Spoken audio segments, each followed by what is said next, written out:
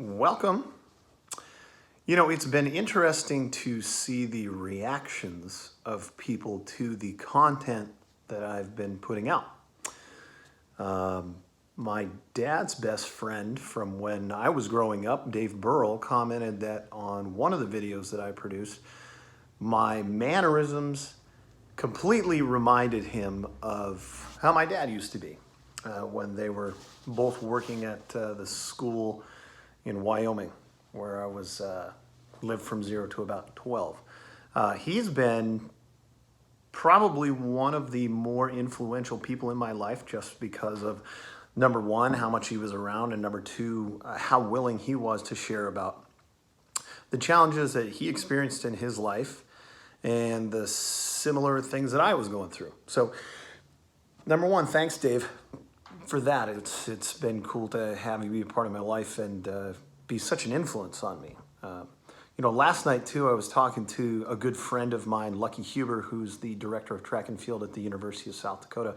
He's another person who's had a big influence on my life. He's always been supportive of my career, and I frequently call him for advice and just his thoughts on things. Sometimes he calls me for my thoughts on things, not because I'm super smart, but just because of the relationship that's been established and the time that we spend together and the trust and the bond that we've built there. And he's never steered me wrong. He's always had great vision and always been really willing to share, which I appreciate.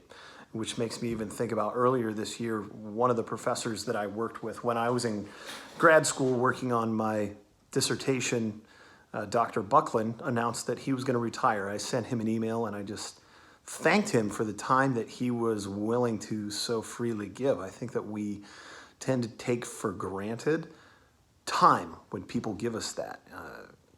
This is one of those unique periods of time where we've all been sequestered away from each other. And I think it's easy to now wax poetic on the time that other people were willing to give us throughout the years preceding all of this. Another one of my friends, and I say friend, one of the professors that I had when I was in school, Dr. Hackemer, who is a doctorate of military history at the University of South Dakota. I took every single class that he offered when I was an undergrad, and I just sent him another email, and he's always been really, really friendly. And coincidentally, when I moved here to Charlotte, one of the guys who was working at a local high school is his brother-in-law, and that was kind of a funny connection. But I just sent him an email and said that whenever you're in Charlotte, I would love to take you out for a cup of coffee, catch up, hear about what you've been reading about. I frequently send him emails 1 to 2 times a year just on books that he would recommend on history.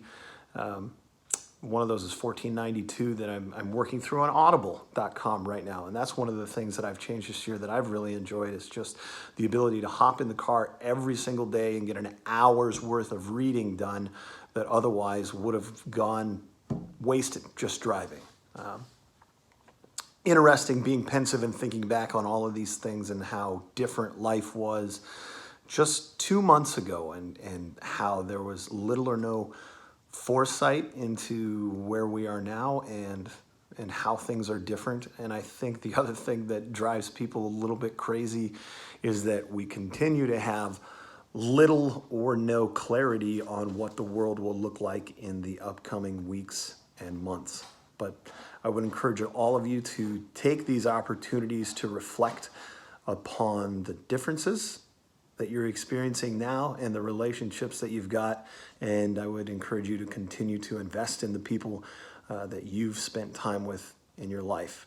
People are the one single unifying factor that I keep coming back to, and it's the difference when you're spending your time alone that you notice the most.